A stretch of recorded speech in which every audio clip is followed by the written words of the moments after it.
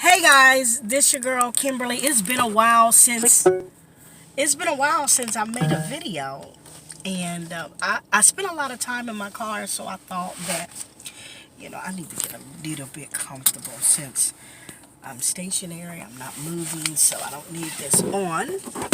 But since I'm always in my car, I thought that I'd get on and chit chat with y'all and have a little talk. And it's been a while, so I'm back.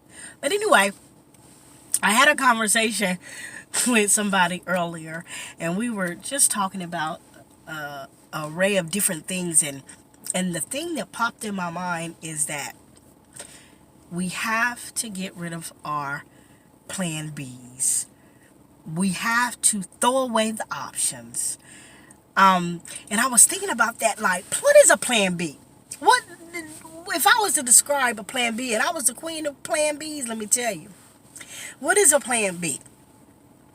A plan B is that backup plan. A plan B is a cushion that will cushion the fall or the blow. If something don't go the way you want it to go, or it don't work out the way you want it to work out, then, I got a plan B. So the pinch, it won't hurt that much because I got a plan B. And a lot of times, many of us grew up with that ideology that we had to have a plan B. Don't put all your eggs in one basket. What are you doing? You better have a backup plan because things don't always go the way we plan. So, I'm sorry, I got a cold, but get a black backup plan. And we've been told that, and we've been groomed to have a backup plan. Well, what are you going to do if A, B, and C don't work? You better have another plan after that. And so if we continue into that system is always having a backup plan, that means we never, ever, ever put our whole being into what we're doing. We never go full force. We never go full throttle. We're never intentional. We're never adamant about producing results because it gets a little tight. That space, where we at, what we trying to do, what we're trying to accomplish gets a little tight. So we don't like to feel squeezed, and we don't like to feel pressure. So let me do my plan B. And if plan B don't work, I got a plan C. What if we threw away those excuses, is what I call them, because a plan B is just saying it's safe. If I got a plan B, it's safe. I'm safe. I'm secure. And there's a lot of things that allows us that a plan B may be necessary. Like when you're making a financial decision or you're making a medical decision, having options is great. But when you're walking in purpose and you're trying to do what God has called you to do, and you're trying to make moves, get to the next level, and you got a plan B, what? You got a plan B? A plan B is saying we don't trust God. God, I think you got it, but just in case you don't, I got a plan B. So we got to get rid of the plan Bs, the ifs, the whats, the hows, and, let me put this over here just for safekeeping because I'm not sure. We have to become confident in who God has called us to be. Even when those places where God has called us to be is tight, we feel pressure, we squeeze a little bit, it's uncomfortable. But we got to say, there's no other options. I'm putting my all into this. I'm moving forward. I'm going to do it with all my heart, all my soul, all my mind. I'm going to give it all I got. If it gets tough a little bit, I'm going to press through. If there's no cushion for me to fall back on, there's no other plan that I done made up in my mind. So basically what you're telling yourself is that it's going to work. It has to, by all means. It's gonna work by all means, because I'm not gonna have a backup plan, because I believe what God has told me to do, and I believe what God is calling me to do. So therefore I don't have to second guess it with a plan B. I don't have to have something to lean on.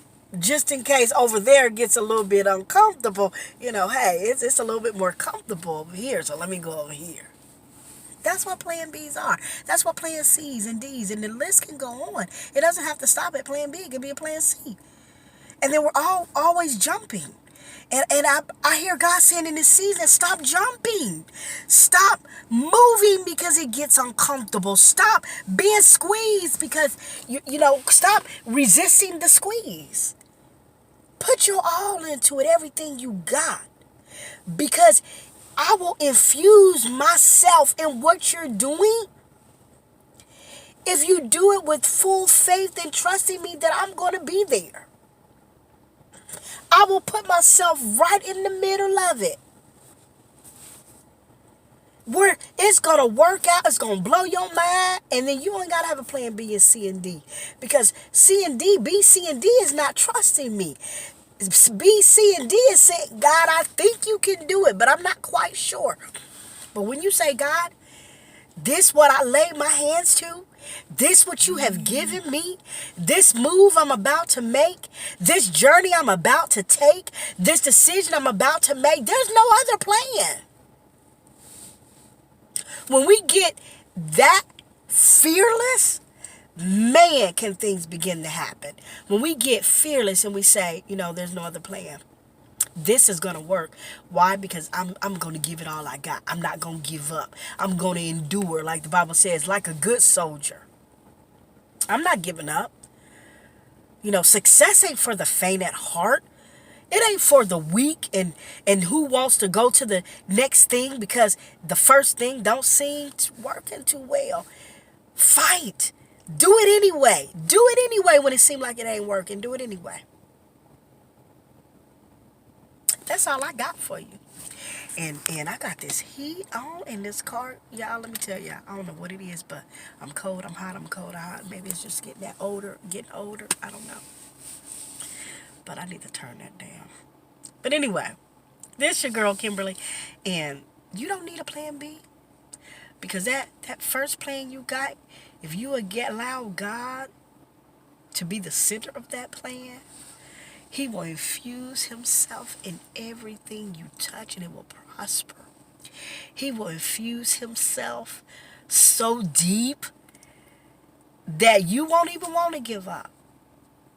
But sometimes God is waiting on us to say, God, I'm not researching plan B's and C's. No. I'm planting my feet, God. I'm planting my feet and I won't be moved until I see the fruit of this. Unshakable, unmovable.